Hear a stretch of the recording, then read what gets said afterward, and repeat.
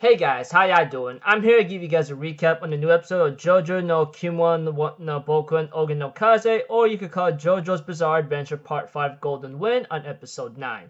This episode here looks really simple, although nothing much can be said, but a lot of secrets to be revealed, and a new character to be involved. Although the way I look at it, I hope she has any role to play in terms of just being there and just being somewhat of maybe a plot device or a test for our group of characters, which I'll get into just a moment. Aside from that, let's just get this started. We had to it that Bucciarati and the crew end up having to be at a bathroom and stitch up their buddy Mista after he got wounded with staples and a bandage, which I go you are better off seeing a doctor because you just want to get infected and get killed by bacteria and viruses. Aside from that, we have to it that Narancia almost got himself killed, especially when he was going after a woman or something, telling her to back off, etc. But it was actually someone else, and there's some guy named Pericolo whatsoever is ready to accept the money, which Bucciarati shows where the money is at, and he ends up using sticky fingers or zipper stand to open where the money is, and it was actually behind or inside a urinated toilet or something, which is really, really freaking hilarious, which I go oh wow, now that's a crazy hiding spot. No one would ever even want to look there, obviously.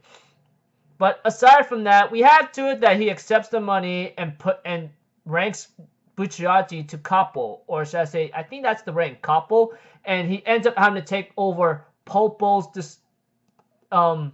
position, which I'm pretty sure you guys know what happened to Popo, etc. Aside from that, we get to know a little bit about they are given another mission apparently a long time ago. They are given another mission apparently, and that is to guard the boss's daughter, which the daughter seems to be the janitor, which is actually the boss's daughter. It's really confusing for what I'm trying to put it here, but it's pretty much the boss's daughter, and her name is Una Trish whatsoever. We see to it that she had a mother apparently that died of disease, and says you gotta look for this guy in her will or memoir whatsoever, however she wants to send the message out. And later on, it goes to a guy, whatever his name is, and that might be the boss's name, or should I say, the boss of the organization of Passione. We get to know that there's some traitors in the organization who's trying to take down the boss right now, and are hiding inside like rats, and they're trying to figure out what the hell is going on. Apparently, they have to it that they think that the daughter of the boss may have secrets to hold of where he could be at or his weaknesses whatsoever, which is something that Bucciarati and everyone else is really somehow concerned about. So I'm going to tell you off right now. I'll let you guys know if I find out anything else, but keep an eye on the boss's daughter. That much I will tell you. Just guard her for about a week or so or less, and I'll give you a call or something. And we see to it, of course, that after giving a mission here and there, and Peripocolo, whatever the guy's name, we get to know a little bit about the daughter apparently. She seems a little bit needy and a little bit spoiled, honestly. She says, oh, I want you boys to get me this, you gotta get me that, blah, blah, blah. I'm thinking about oh my gosh, it's like any other chick out there who needs something that's gonna get them, oh, look at me, kind of thing.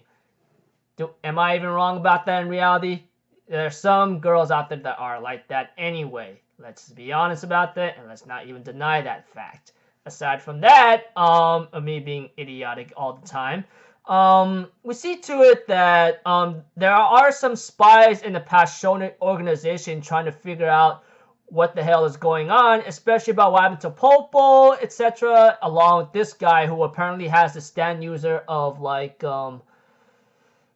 I don't know. I'll talk about it once I continue the recap here and there. And we have to it that Narancia himself is given a task to go buy some groceries and some materials and try not to get followed, etc. Which Narancia was doing the best he can, but apparently that same guy who apparently is one of the rats in the organization Passione ends up having to follow Narancia into the car due to the fact of like suspicion. And eventually we have to it that he ends up attacking Narancia after Narancia realizes something is going on. And later on, Narancia gets so ticked off that he even launches a devastating attack on him with his stand ability, which I forgot the name of. And apparently it's in the size of a freaking plane, and it's like a flying plane stand whatsoever.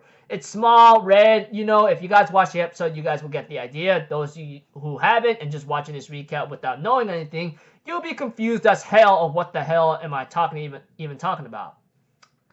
Aside from that, we see to it that Narancia tried to make his attack on him, but apparently he was not injured at all. He did get injured, but not to a point where he's about to be killed, blah, blah, blah. He just shrunk himself to a point that Narancia cannot find him, and eventually he ends up hiding in one of Narancia's jacket pockets, and eventually realizes that Narancia and his crew are guarding the boss's daughter, which I go, dang it, this guy's in trouble now, because we get to know to it that this guy's stand involves with some kind of ability of shrinking, I mean, literal shrinking. It involves like turning small or shrinking someone small, and it's taking effect on Narancia himself since he's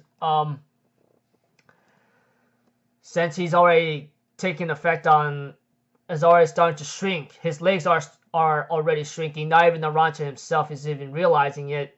That the user, the shrinking user stand, tiny feet, however you want to call it, is already affecting him, and he's not even realizing it. But Narancia says that he will kill the guy and make sure no one follows him whatsoever, which I go like, oh boy, here we go. So yeah, this episode right here looked really simple.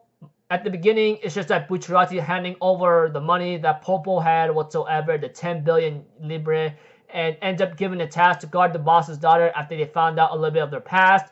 Narancia is given a task, but apparently one of the rats in the organization, the Passione, stalks on him and right now is in trouble right now. Although we get to know about Narancia's stand user ability, the only thing is that Narancia doesn't know is the other guy's stand abilities, which is already taking effect on him, which the guy who was stalking Narancia or trying to cause trouble, one of the rats in the organization, the Passione, tiny feet whatsoever, he's already starting to cause trouble for Narancia and starting to shrink Narancia little by little. So that's about it. Nothing much really happened. Like I said, simple episode if you look at it carefully. Narancia, please use your head and think hard, man. I mean, check your pockets if anything, but he himself may not know, and we all know he's somewhat ignorant of his own academics. So until then, I will see you guys in my next video. I'm Alpha Zero, people. Have a good day, and I'll see you guys next time, alright? Peace out. Bye-bye. Toot-toot-toot!